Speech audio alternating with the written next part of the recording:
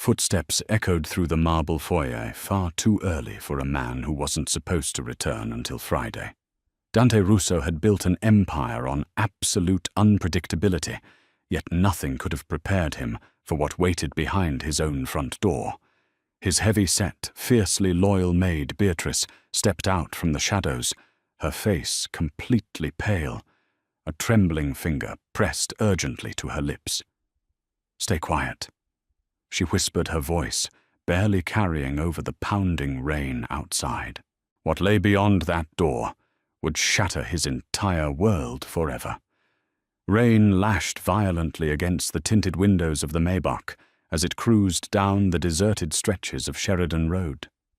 Dante Russo, a man whose name commanded both profound respect and quiet terror throughout Chicago's sprawling underworld, stared out at the dark waters of Lake Michigan.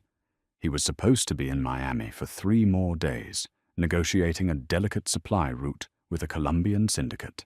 But the meeting had concluded early, and a nagging intuition, a primal instinct that had kept him alive through 2 decades of mob warfare, had urged him to board his private jet at Opa-locka Airport and fly straight home to Highland Park. He hadn't called ahead. He rarely did. Dante enjoyed the quiet satisfaction of returning to his fortress, a sprawling multi-million-dollar estate shielded by wrought-iron gates and ancient oak trees. More importantly, he wanted to surprise Camilla. His beautiful, sophisticated fiancée was the only soft spot in his otherwise hardened, brutal life. She had brought a semblance of peace to the chaotic, violent world he inhabited. Or so he believed. The heavy iron gates parted seamlessly as his driver bypassed the main intercom using the encrypted remote access.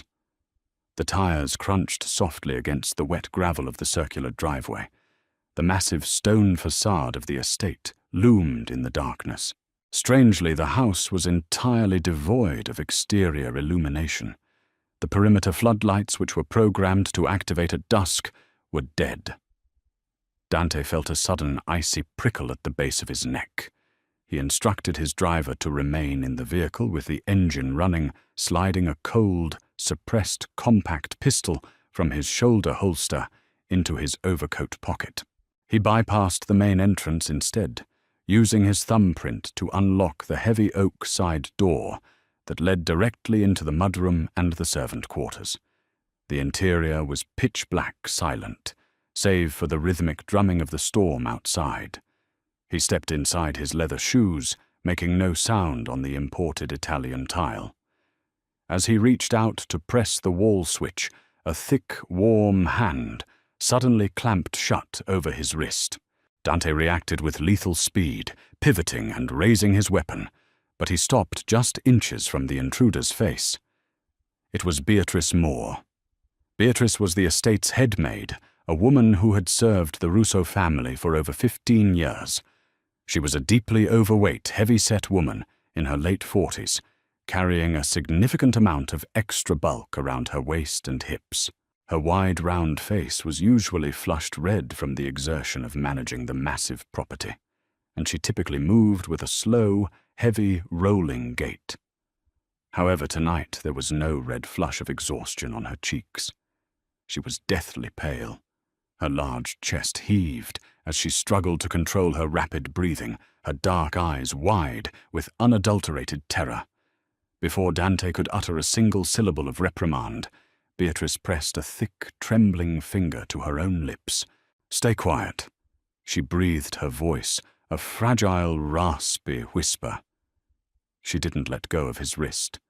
Despite her soft, fleshy appearance, her grip possessed a desperate, vice-like strength. She forcefully pulled him away from the hallway, leading to the grand foyer, dragging his tall frame toward the narrow, unlit utility closet used for storing heavy cleaning equipment. Once inside the cramped, pine-scented darkness, Dante finally pulled his arm free. His voice, a low, dangerous rumble. "Beatrice, what the hell is going on? Why is the house dark? Where is Camilla?" Tears instantly welled in the corners of Beatrice's eyes, spilling over her full cheeks. "Mr. Russo," she stammered, swallowing hard, her double chin trembling with the effort to keep her voice down. "You weren't supposed to be here. Thank God you came through the side door. If you had walked through the front, they would have killed you on the spot." Dante's blood ran cold, the temperature in the small closet seemingly dropping 10 degrees. "Who is they?" Beatrice took a shuddering breath, her large frame shaking. "Men. 6 of them. They arrived an hour ago. Heavily armed, wearing tactical gear. They disabled the perimeter cameras and cut the main power lines. They are sitting in the formal living room, right now, waiting." "Waiting for what?" Dante demanded, his mind racing through a mental list of rival bosses and disgruntled capos. "Waiting for tomorrow morning." Beatrice whispered, her eyes pleading with him to understand the gravity of the situation. "They expected you on the early flight tomorrow. They were going to ambush you in the driveway." Dante tightened his grip on his weapon, a cold, calculated fury replacing his initial shock. If a hit squad had bypassed his multi-million-dollar security system without triggering a single silent alarm, it meant only one thing. It was an inside job. Someone with top-tier clearance had opened the gates for them. "Where is Camilla?" Dante asked, again, his voice flat, devoid of all emotion. "Did they hurt her? Is she a hostage?" Beatrice looked down at the floor, her heavy shoulders slumping forward. She squeezed her eyes shut, and when she opened them, they were filled with profound sorrow. She had always loved Dante, in a strictly maternal, protective way. She had seen him bleed, she had cleaned up his messes, and she had silently observed every intimate detail of his life. "She isn't a hostage, Mr. Russo," Beatrice said softly, the devastating truth hanging heavy in the stagnant air of the closet. She poured them drinks. She is sitting on the leather sofa right now, laughing with the man who ordered the hit. The silence that followed Beatrice's revelation was deafening. Dante felt as though the floor beneath his expensive shoes had suddenly dissolved into a bottomless chasm. Camilla. His beautiful, innocent Camilla, the woman who claimed to despise the violence of his world, was sitting in his living room, entertaining an execution squad. "You are absolutely certain of this?" "Beatrice," Dante asked, his voice tighter than a coiled spring. He needed to be sure before he unleashed the violence simmering just beneath his skin. Beatrice nodded vigorously, her multiple chins wobbling with the movement. "I was in the butler's pantry, polishing the silver when the power cut. I hid behind the dumbwaiter. I heard the front door open. I saw them walk in with the flashlights. I saw Miss Camilla greet them." She paused, wiping a bead of sweat from her forehead with a plump hand. "Mr. Russo." She kissed him. "Kissed who?" Dante snarled, the image burning like acid in his mind. "Leo." Beatrice whispered the name, dropping like a lead weight between them. Leo Giordano, Dante's underboss, his childhood friend from the blood-soaked streets of the West Side, the man who had stood by his side during the cartel wars, the man who was supposed to be his best man at the upcoming wedding. The betrayal was so deep, so profoundly absolute, that it temporarily paralyzed Dante's thought process. His fiancée and his right-hand man. It was the oldest, most cliché story in the Mafia underworld, yet the reality of it felt uniquely agonizing. They brought someone else, too. Beatrice continued, her breath hitching. Despite her considerable weight, she shifted silently in the cramped space, proving how well she knew every creaking floorboard of the old house. A man with a heavy accent. Mexican, I think. They called him Hector. They brought paperwork, stacks of it. Dante's tactical mind immediately snapped back into focus, overriding his broken heart. Hector El Mudo Garza, a vicious cartel lieutenant, looking to expand into Chicago's real estate laundering operations. Leo wasn't just taking Dante's life and his woman. He was selling the entire Russo syndicate to the highest bidder.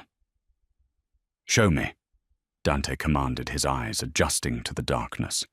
Beatrice didn't hesitate.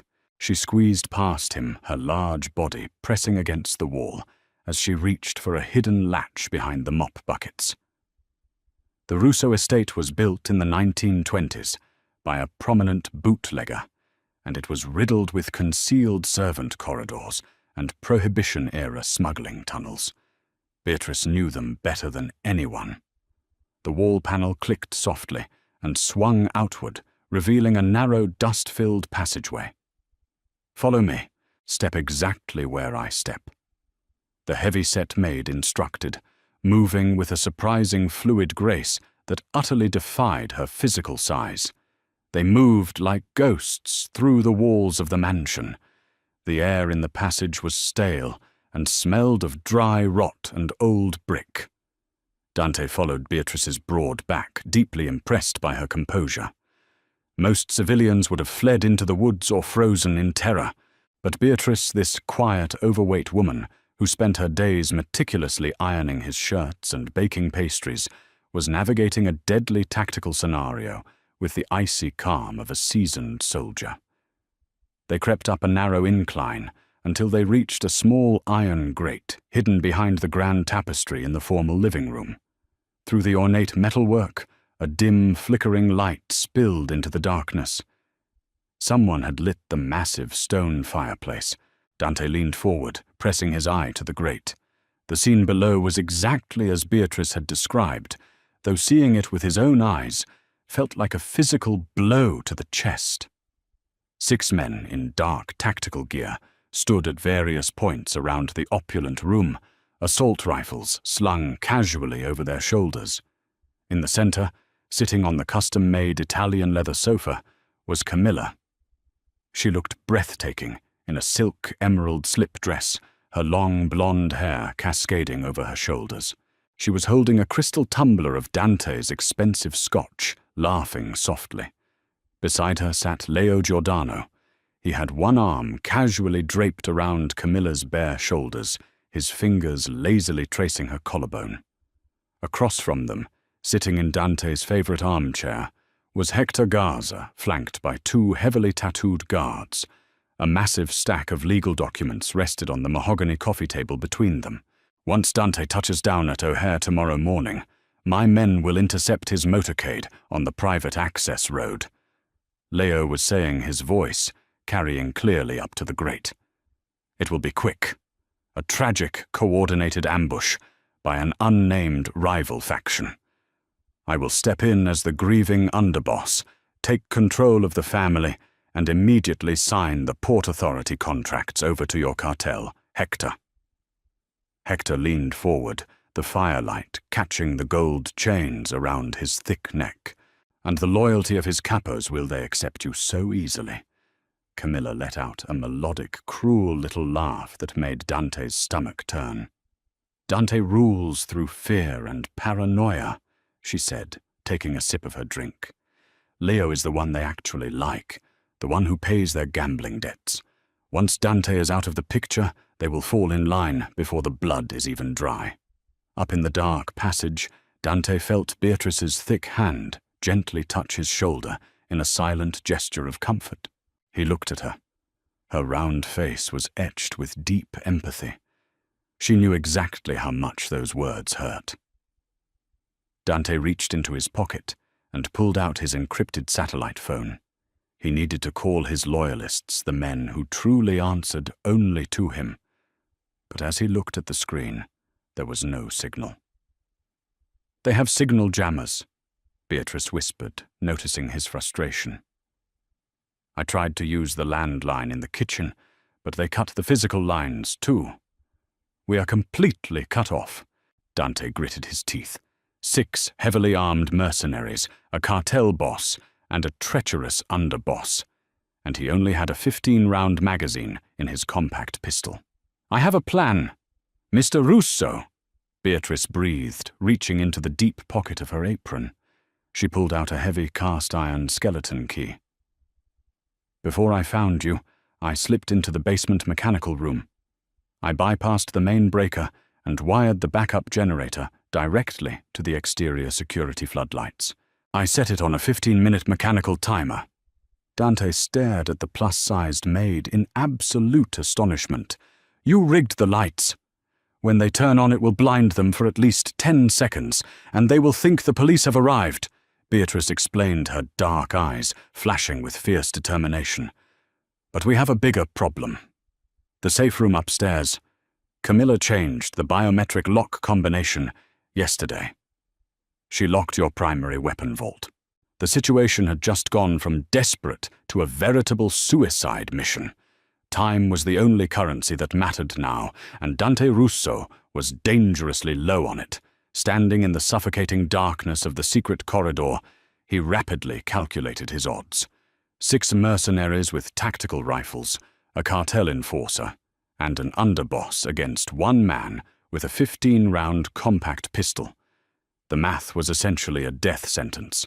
Camilla's betrayal regarding the biometric weapon vault had effectively neutralized his primary defense strategy. Beatrice shifted her considerable weight, the wooden floorboards groaning softly beneath her heavy-set frame. She wiped her sweating brow with the back of her thick forearm. "Mr. Russo," she whispered, her chest heaving as she caught her breath. "Miss Camilla locked the modern vault, yes, but she doesn't know about the old cellar. She never goes down there because of the dampness. She hates the smell of the old stone." Dante's brow furrowed in the pitch black. "The wine cellar, I only keep vintage Bordeaux and Tuscan reds down there. There are no weapons." A faint, strained smile touched the maid's plump lips. "You know how to run a syndicate, sir, but you don't know this house like I do. Your grandfather, Don Vincenzo, he didn't trust electronic safes. He used to tell me, 'Beatrice, steel and wires will always betray you, but stone keeps its secrets.' Follow me. We only have 7 minutes before the floodlight timer triggers." She turned her large hips, brushing against the narrow walls of the hidden passageway, and began a slow, methodical descent down a steep set of wooden utility stairs. Dante followed closely, marveling at the woman's resilience. Despite her profound obesity and the obvious physical toll the rapid movement was taking on her heart and lungs, Beatrice moved with an iron-willed determination. She navigated the treacherous, unlit steps entirely by memory, her thick fingers tracing the rough brickwork for guidance. They emerged behind a false panel in the subterranean wine cellar. The air here was incredibly frigid, thick with the scent of aged oak dust and fermented grapes. Rows upon rows of priceless wine bottles rested in wrought-iron racks stretching across the cavernous room. Beatrice waddled urgently toward the far corner, her heavy breath pluming in the cold air. She stopped in front of a massive ceiling-height wooden cask from the Prohibition era, one that Dante had always assumed was simply a decorative antique left over from his grandfather's bootlegging days. "Help me push the iron band," Beatrice instructed, pressing her meaty palms against the rusted metal hoop encircling the barrel's base. "Push it upward." Dante holstered his pistol and threw his weight against the iron ring alongside Beatrice. With a harsh metallic grinding noise, the band slid upward. The front of the massive oak barrel swung open like a vault door. Inside, resting on pristine black velvet, was a breathtaking arsenal. Don Vincenzo had clearly updated his stash before he passed away. There were 2 customized Benelli M4 tactical shotguns, a suppressed Heckler, and Koch MP5 submachine gun, several heavy-duty fragmentation grenades, and stacks of loaded magazines. It was enough firepower to outfit a small army. Dante felt a grim, predatory smile stretch across his face. He reached in, grabbing the MP5 and slapping a fresh magazine into the well. He slung one of the tactical shotguns over his broad shoulder and stuffed extra magazines into his overcoat pockets. The balance of power had just shifted entirely. "You are a lifesaver," Beatrice Dante said, quietly, his voice vibrating with lethal intent. The heavy-set woman grabbed a heavy iron fireplace poker from a nearby rack, gripping it tightly in her plump hands. "They came into my home with muddy boots and loaded guns, Mr. Russo. Nobody disrespects this house. What is the plan?" "When those exterior lights turn on, they are going to go blind," Dante explained, his mind operating with cold, tactical precision. "The tactical gear they are wearing includes night vision goggles. When a massive surge of halogen light hits those lenses, it will burn their retinas. That is my window. You stay down here and lock the cellar door from the inside." "No," Beatrice said firmly, her double chin setting stubbornly. "I know the acoustic zones of this house. If I go to the second-floor laundry chute, I can drop heavy detergent barrels down the shaft. It will sound exactly like men breaking through the skylights. It will divide their attention." Dante looked at the overweight, fiercely loyal woman, feeling a surge of profound respect. She was putting her life on the line for him, displaying more courage and loyalty than his own fiancé and his closest friend combined. He nodded once. "Do it. But stay out of sight. If anyone comes up those stairs, you hide." They separated Dante, moving swiftly up the main servant staircase toward the kitchen. He positioned himself behind the massive marble island, aiming the suppressed submachine gun toward the swinging doors that led to the formal dining room and the adjacent living area. Above him, a heavy antique grandfather clock began to chime. Midnight? Suddenly, the timer Beatrice had rigged in the basement engaged. Outside, 40 massive halogen floodlights, originally designed to illuminate the sprawling 10-acre estate, roared to life simultaneously. Because the power had been cut to the interior, the hit squad's eyes had fully adjusted to the dark. 2 of the mercenaries were wearing advanced night vision optics. The blinding white-hot light blasted through the floor-to-ceiling windows of the living room, flooding the space with the intensity of a dying sun. Agonized screams erupted from the living room. "Police! It's a raid. We're compromised." One of the mercenaries roared, tearing the burning goggles from his face and stumbling blindly over the mahogany coffee table. Panic consumed the room. Leo shouted confused orders, while Hector Garza cursed violently in Spanish. Camilla let out a piercing shriek, dropping her crystal tumbler. It shattered against the stone hearth, the expensive scotch pooling on the rug. Dante didn't hesitate. He kicked open the swinging kitchen doors and stepped into the blinding light like a reaper emerging from the shadows. Gunpowder smoke hung thick and acrid in the humid air of the grand foyer, mixing with the metallic tang of fresh blood. Dante's initial assault had been terrifyingly precise.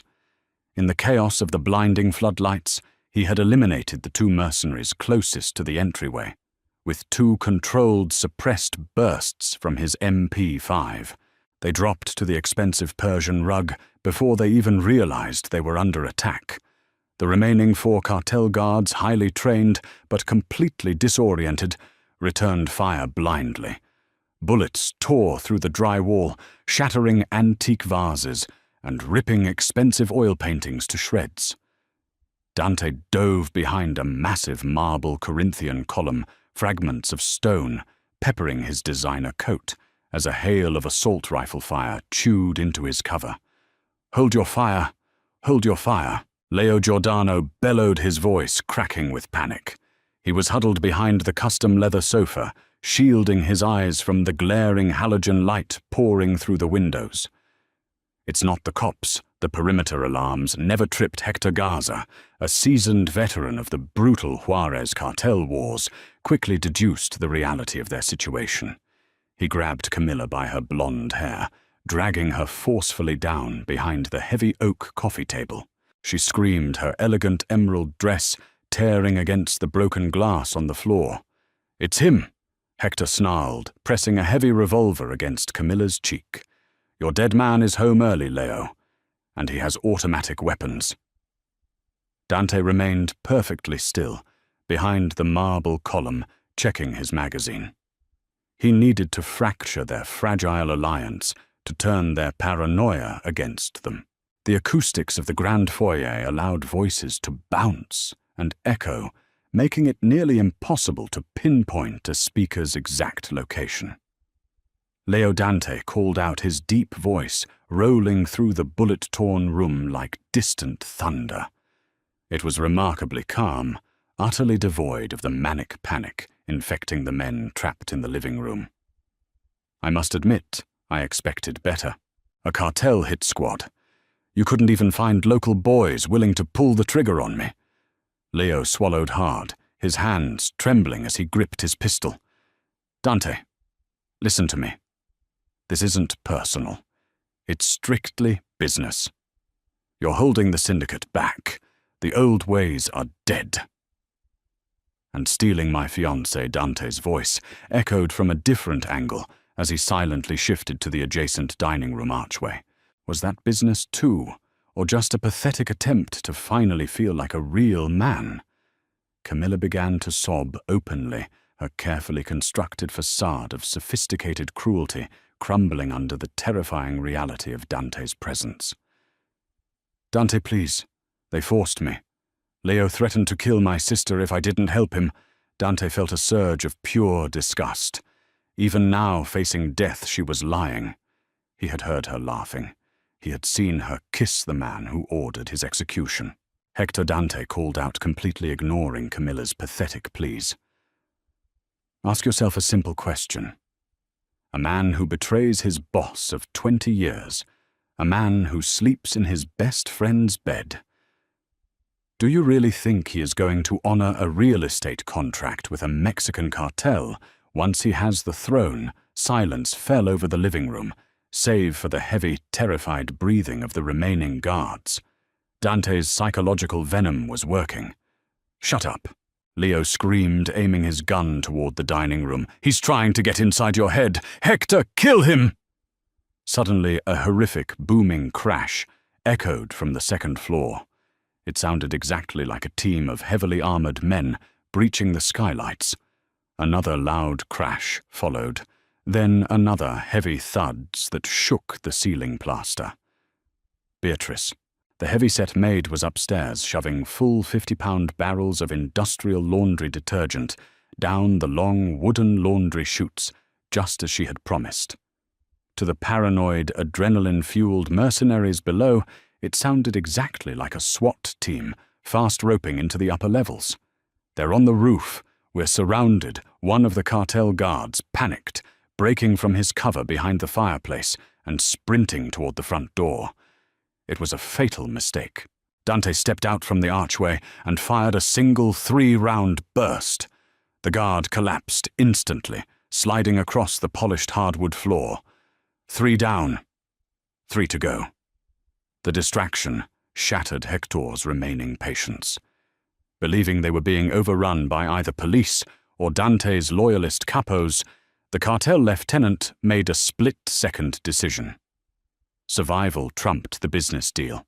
Hector violently shoved Camilla away, raising his heavy revolver and pointing it directly at Leo's chest. You told me this house was empty, you miserable rat, Hector. Wait, no. Leo pleaded, raising his hands.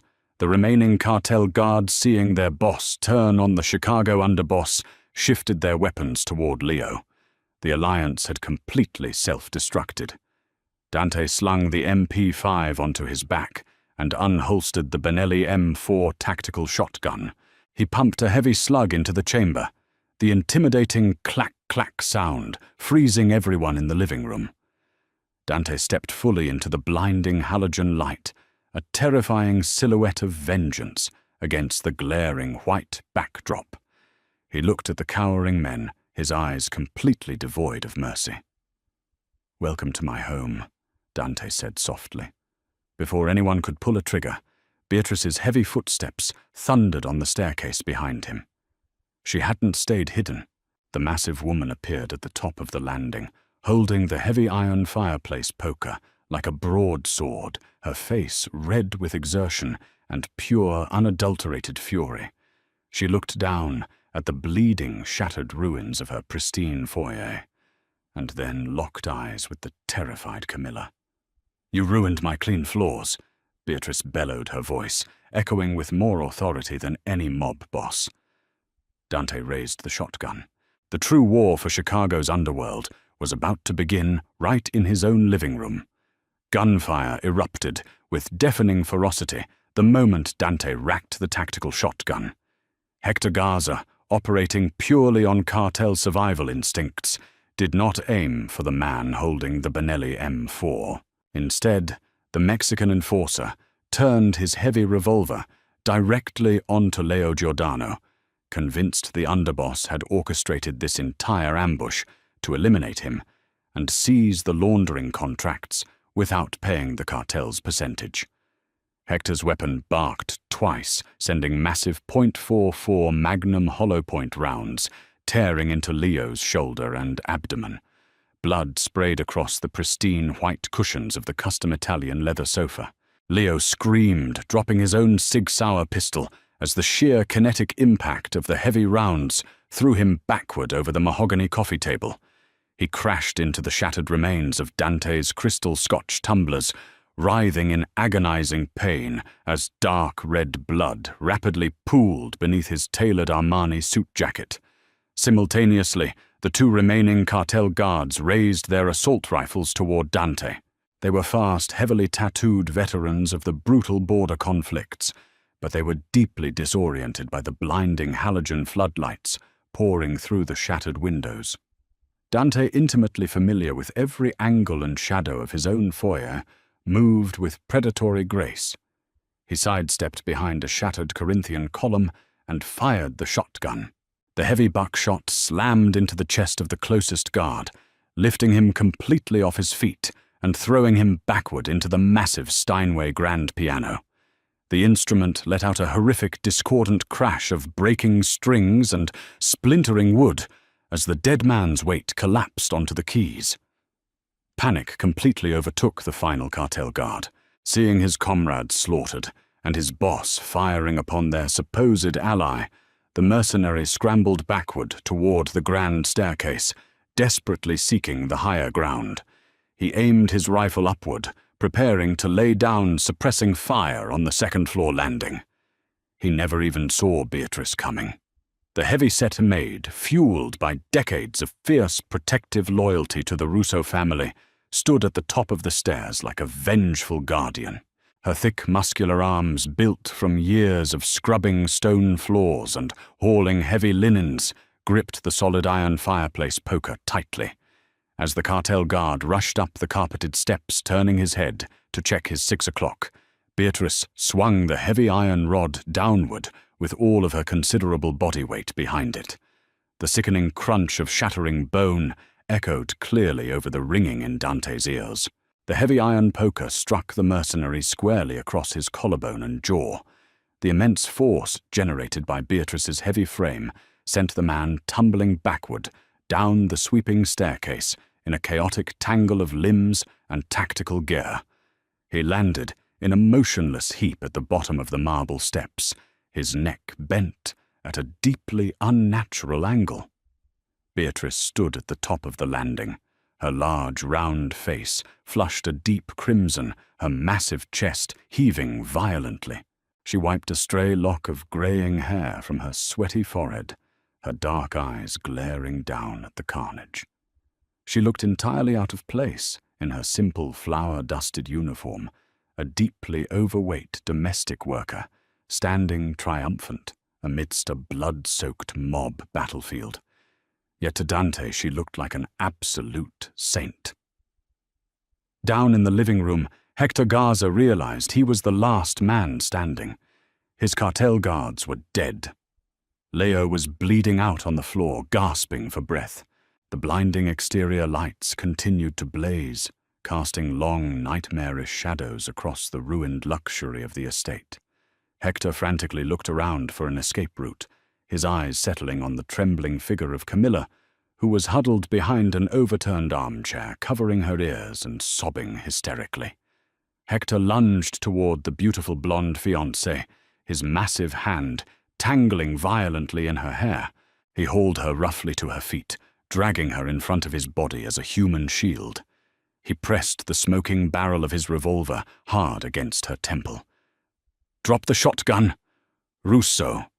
Hector roared, backing slowly toward the shattered floor-to-ceiling windows leading to the rear terrace. The heavy rain whipped through the broken glass, soaking his clothes. "Drop the weapon, or I paint your beautiful bride's brains all over this expensive wallpaper. I will put a hole straight through her skull." Camilla wept pathetically, her flawless makeup running down her pale cheeks in dark, muddy streaks. The elegant emerald silk dress she wore was torn and stained with Leo's blood.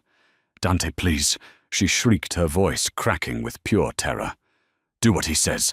Please, he's going to kill me. Save me." Dante stepped out from behind the marble column, the Benelli M4 held firmly at his shoulder. His face was an unreadable mask of cold, calculating granite. He stared directly at Camilla, looking past the gun pressed to her head, looking deep into the eyes of the woman he had intended to marry in 3 weeks. He saw the sheer, desperate selfishness radiating from her. She had been perfectly willing to watch him die less than 10 minutes ago, laughing over scotch with his murderers. Hector Dante said, his voice dropping to a dangerously low, calm octave that sent shivers down Beatrice's spine up on the balcony. "You are a businessman from Nuevo Laredo. I am a businessman from Chicago. We understand the currency of leverage." Hector tightened his grip on Camilla's hair, causing her to whimper in agony. "I have the only leverage that matters in this room. Russo, I have your woman." Dante let out a dark, humorless chuckle that chilled the blood in Camilla's veins. He didn't lower the shotgun a single inch. "You are holding a woman who just sold out her fiancé of 3 years to the highest bidder," Dante replied, his eyes locking onto the cartel boss. "You are holding a traitor. In my world, Hector traitors have 0 market value. She isn't leverage, she is garbage." Camilla's eyes widened in absolute shock and horror. The realization that her beauty and her tears had completely lost their power over Dante hit her harder than a physical blow. "You think I care if you shoot her?" Dante continued, taking a slow, deliberate step forward, his finger resting lightly on the trigger. "In fact, Hector, if you pull that trigger, you are doing me a favor. You are saving me the trouble of doing it myself, and you are saving me the legal fees of a messy breakup. So go ahead. Shoot her." Silence descended upon the ruined living room, broken only by the rhythmic drumming of the rain outside, and the wet, gargling breaths of Leo Giordano bleeding out on the expensive Persian rug. Hector Garza stared at Dante Russo, completely stunned. The cartel boss had built his entire career on exploiting the emotional weaknesses of his enemies. He expected Dante to drop to his knees to beg for the life of his stunningly beautiful fiancée. Instead, he was staring into the eyes of a predator who had completely detached himself from all human sentiment. Hector's grip on Camilla's hair slowly loosened. He realized with terrifying clarity that he was holding a worthless shield. The psychological warfare had broken his focus. In that microscopic fraction of a second, as Hector's eyes darted toward the rear exit to gauge his escape, Dante squeezed the trigger. The suppressed MP5 submachine gun, which Dante had seamlessly drawn with his left hand while keeping the shotgun leveled with his right, spat 3 muffled rounds. The bullet struck Hector Garza squarely in the center of his forehead, forming a tight, bloody triangle. The cartel lieutenant's eyes rolled back into his skull, and his massive body collapsed backward into the pouring rain on the terrace, dead before he hit the wet stone. Camilla screamed, falling to her knees amidst the broken glass and blood. She wrapped her arms around herself, violently trembling as the cold wind whipped through the destroyed living room. Dante slowly lowered his weapons. He engaged the safety on the shotgun and set it down on a relatively intact side table. He walked over to the mahogany coffee table, his shoes crunching on the shattered crystal. He looked down at Leo. His underboss, his oldest friend from the brutal streets of the West Side, was dying. The .44 Magnum rounds had destroyed his liver and lungs. Leo coughed blood, bubbling past his lips, his hands weakly clutching his ruined abdomen. He looked up at Dante, his eyes filled with a potent mixture of excruciating pain and profound regret. Dante. Leo choked out his voice, barely a wet whisper. I'm sorry. The money, the power, it blinded me. I was a fool. Dante knelt beside the dying man, his face devoid of any sorrow. He had mourned the loss of his friend the moment Beatrice whispered the truth in the dark closet. The man bleeding out on the floor was just a stranger wearing a familiar face. You broke the oath, Leo Dante said quietly, his voice carrying the heavy ancient authority of the Cosa Nostra. You brought armed men into my sanctuary. You brought a cartel rat into my home. But the worst sin you made, Beatrice cry, that I cannot forgive. Leo let out a wet, rattling breath, his eyes losing focus as the darkness crept in. He tried to speak again, to beg for absolution, but his lungs filled with blood and his head lolled to the side. The ambitious underboss of the Chicago syndicate was dead. Dante stood up slowly, turning his attention to the woman cowering on the floor. Camilla slowly raised her head. Seeing that the immediate danger had passed, her survival instincts kicked into overdrive. She immediately attempted to weaponize her beauty, forcing fresh tears to well up in her striking blue eyes. Dante, my love. Camilla sobbed, crawling toward him across the ruined floor, ignoring the broken glass, cutting into her bare knees. She reached out with trembling, blood-stained hands, desperately trying to grab the hem of his tailored overcoat. You saved me. Thank God you came home early. Leo forced me, Dante. He told me he would kill my family if I didn't pretend to go along with his plan. You have to believe me. I love you. Before Dante could respond, heavy, thudding footsteps descended the grand staircase. Beatrice waddled into the living room, her large frame casting a long shadow. She was carrying a thick, leather-bound medical file she had retrieved from Camilla's private vanity upstairs during the chaos. The heavy-set maid's face was twisted in a scowl of pure disgust. Do not let her touch you, Mr. Russo. Beatrice spat her voice, ringing with maternal authority. She threw the heavy medical folder directly at Camilla's feet. It slapped loudly against the wet floorboards, bursting open to reveal sonogram photos and clinic reports. Dante looked down at the scattered papers, his sharp eyes quickly scanning the medical letterhead from a private, highly discreet clinic on the Gold Coast. She didn't just sleep with Leo.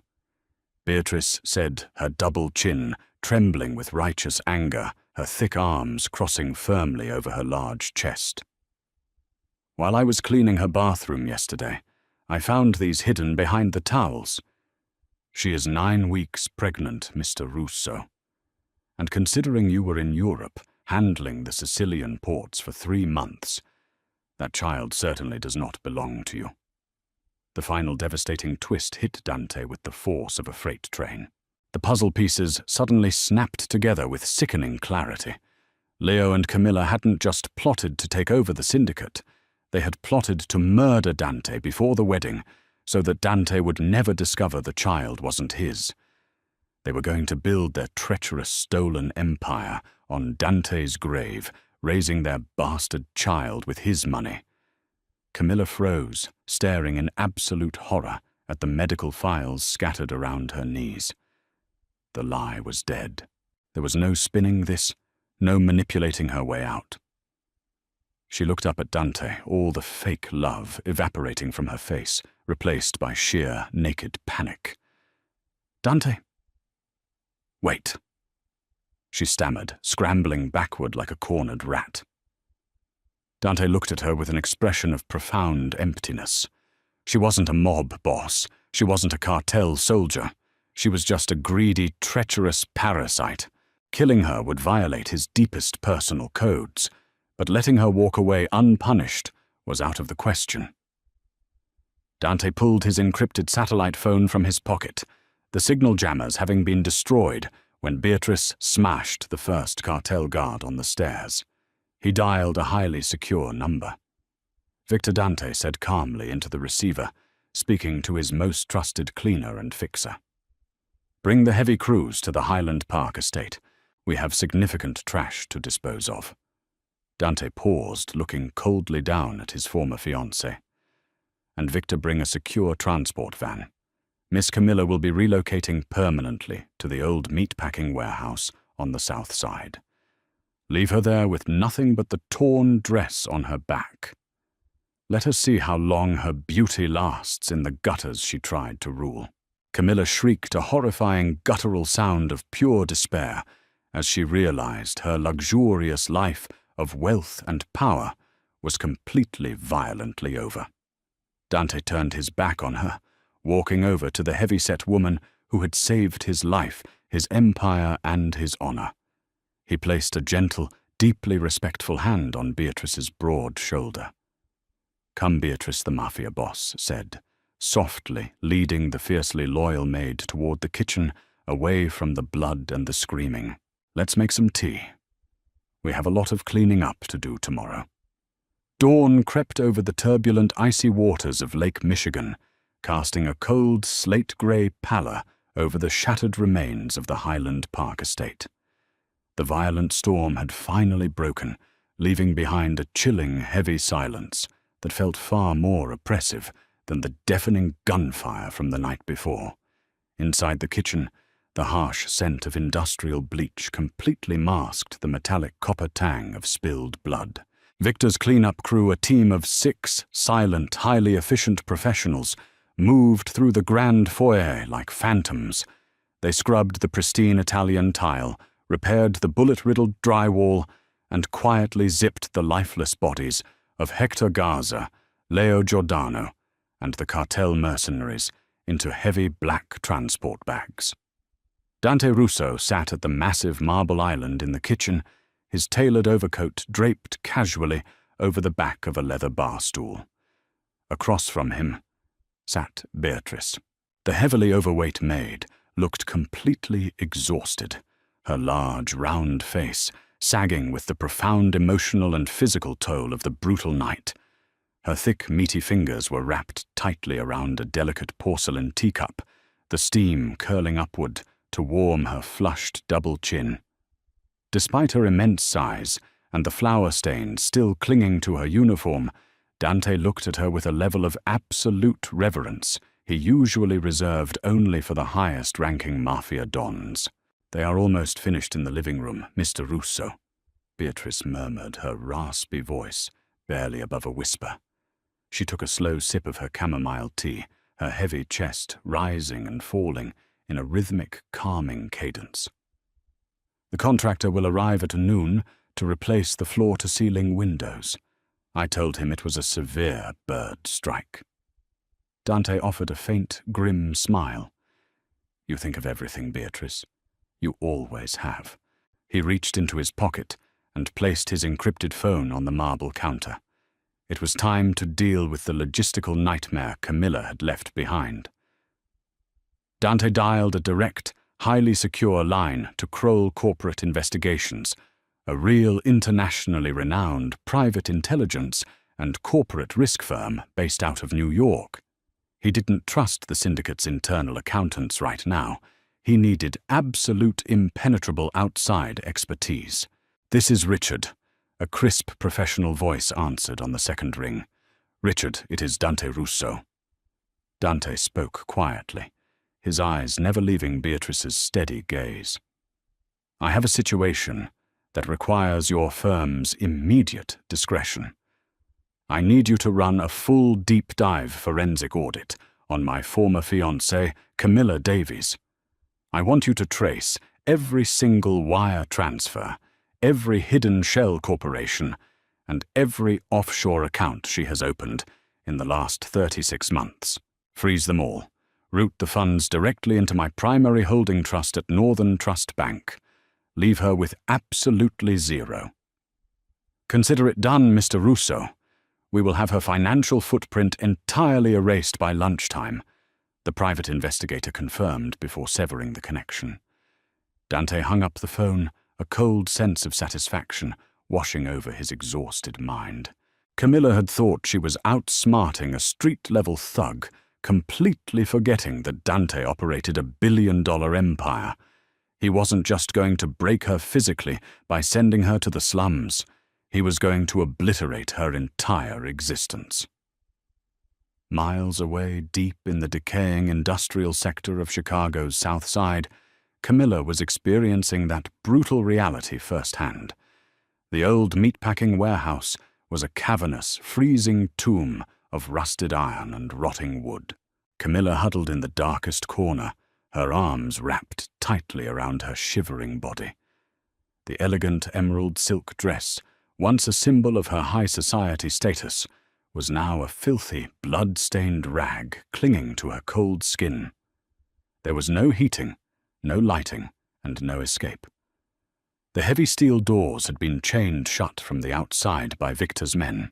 She wept uncontrollably, her perfectly manicured nails digging into her own arms as she listened to the horrifying sound of rats scurrying across the damp concrete floor. She had gambled everything on her beauty and Leo's ambition, truly believing she could manipulate the Mafia underworld. Now pregnant with a dead traitor's child and stripped of every single dollar she had ever stolen, she realized she was entirely disposable. Dante hadn't even deemed her worthy of a bullet. He had simply discarded her like broken glass. Back at the Highland Park mansion, Dante stood up from the marble island. He walked over to the kitchen sink, washing his hands with methodical precision. He had a meeting with the remaining capos in 2 hours. He was going to toss Leo's bloody underboss ring onto the boardroom table and dare any man in the room to question his authority. The syndicate was about to undergo a ruthless, bloody purge, but before he rebuilt his empire, he needed to honor the woman who had saved it. Dante turned back to Beatrice. The fat, fiercely loyal maid was struggling to stand up, her bad knees popping under the strain of her significant weight. Dante quickly crossed the kitchen gently, taking her thick arm and helping her find her balance. "Beatrice, listen to me carefully," Dante said, his voice ringing with absolute, unwavering sincerity. "You are no longer a maid in this house. You are the head of this estate. You will have a staff of your own to manage the heavy lifting. Furthermore, I am setting up a private trust in your name, holding $5 million. You will never have to worry about your retirement, your medical bills, or your family ever again." Tears instantly welled in Beatrice's dark eyes, spilling over her plump cheeks. She shook her head stubbornly, her multiple chins wobbling. "Mr. Russo, I didn't do it for the money. I did it because your grandfather took my family off the streets when I was just a hungry little girl. This family is my family. I protect what is mine." Dante felt a profound tightness in his chest, a rare surge of genuine emotion cracking through his hardened exterior. In the Mafia, men constantly spoke of loyalty, kissing rings and swearing blood oaths, only to stab each other in the back for a slightly larger cut of the profits. Camilla had whispered words of love while plotting his murder. But Beatrice, this quiet, heavy-set woman who spent her life unnoticed in the background, had grabbed an iron poker and charged into a hail of cartel gunfire to protect him. "I know you didn't do it for the money, Beatrice Tour," Dante whispered, pulling the large, overweight woman into a tight, deeply respectful embrace. "That is exactly why you are the only person in this entire world who actually deserves it. You are the true heart of this family." As the morning sun finally broke through the heavy clouds illuminating the pristine, blood-free floors of the mansion, Dante Russo realized a fundamental truth. Romance and passion were dangerous, fleeting illusions in his dark world. True love, the kind that actually mattered when the guns were drawn and the lights went out, looked exactly like fiercely, unwavering loyalty. And he had finally found it. True loyalty is the rarest currency in the Mafia underworld, and Dante Russo learned that the hard way. While his beautiful fiancée plotted his brutal demise, it was his heavy-set, fiercely dedicated Maid who risked everything to save his empire. Camilla's greed led her straight into a cold, rat-infested warehouse, stripped of her wealth, and left to rot in the shadows she tried to rule. Beatrice proved that courage and honor do not wear tailored suits or expensive dresses. If you loved this intense story of betrayal and brutal mafia justice, please hit that like button, share this video with your friends, and subscribe to our channel for more thrilling real-life drama.